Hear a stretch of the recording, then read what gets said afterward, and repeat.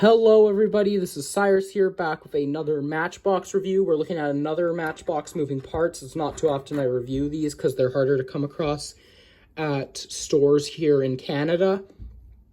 But this one's a little bit interesting. So we're looking at the divco milk truck. Now you have seen this on my channel before if you're a long-time watcher. The version I have came in a moving parts 6-car pack. You had this, 3 pickup trucks and 2 SUVs. And essentially, yesterday I was at a Value Village, and I managed to come across one of these in a thrift shop bag. So that's what we're going to be looking at in this video. So although I already have this, it's nice to have an extra one because I've always been, well, when I started to get into collectibles and stuff, I started to really get keen on like some of these older style vintage and heritage milk trucks that they had back in the olden days. And I actually have another version of the divco milk truck, which I'm actually going to compare to this version. And I actually noticed this one pulling out my other one. But as you can see, neither the grille or headlights are painted. Obviously, they're going to be different paint jobs, but it's worth comparing nonetheless in case there's any details that should be painted over, but they're not. So this one was released first in 2021, and then this one came later in 2022. I'm hoping to find the 2020 debut deco. I have found it on Amazon. I'm gonna see what happens when I order that one. But I will quickly compare the two along the sides.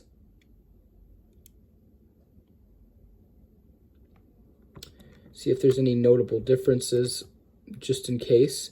But it doesn't look like there's anything major, other than that one tampo print on the front. Obviously, there's going to be a difference in the paint job, but like, if there's any molded in details that should be painted over,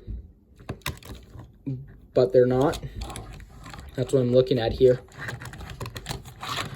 Oh yeah, I forgot to point this out. If we look closely at the green and orange version, it's hard to see. Hopefully you can see that, but there is a little divco badge painted right on the front above the grille, so that's a nice attention to detail in my opinion. Although this is a milk truck, they did use this as a vintage delivery van in the moving parts line and did it in other paint jobs, like they did it in Shell gas station decos last year in 2023. I don't know what decos they're going to use for this in 2024, or if they're going to use this, we're going to see this for 2024 or not. That's going to be part of the question.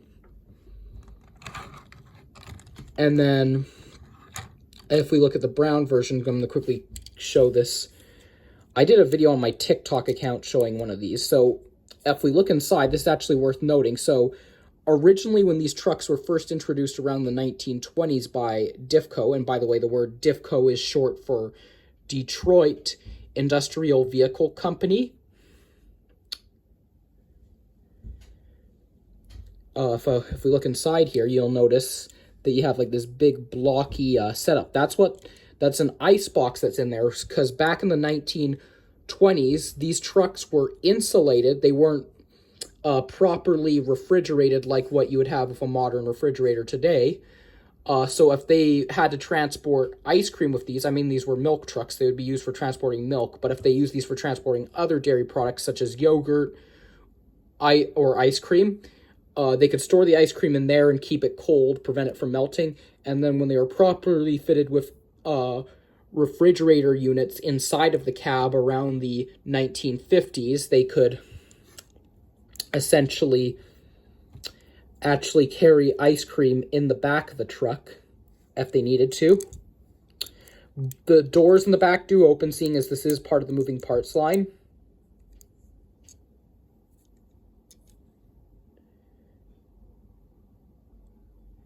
And it's kind of hard to see. Let me just see if I can tap on my camera a little bit, maybe adjust the graininess, hopefully.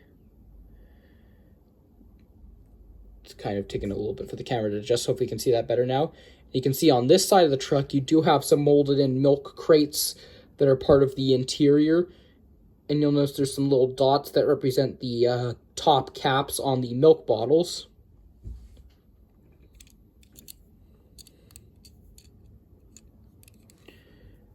And then looking on the other side of the truck, you do have your molded in steering wheel and high up seat.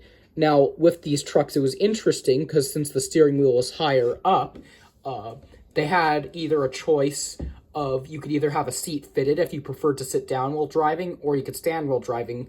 Obviously, standing while driving is not really a safe option, but remembering these trucks were being produced before seat belts had been invented and were required by law to wear, so although it wasn't safe at the time, remembering there weren't seat belts back then. Here's the green version of the truck, which is what we're going to be looking at. And again, I did show this before in that moving parts set. And I was amused when I found this at Value Village too, as it was actually in very good condition when I found it. This thing is almost mint. What am I saying? It is mint. Look, there's no wear and tear on the chrome that's on the axles. If we look inside, oh, there goes the door. Let me see if we can get that opened up again. Orange interior on this one, and of course, your milk crates being stored on that one side of the truck.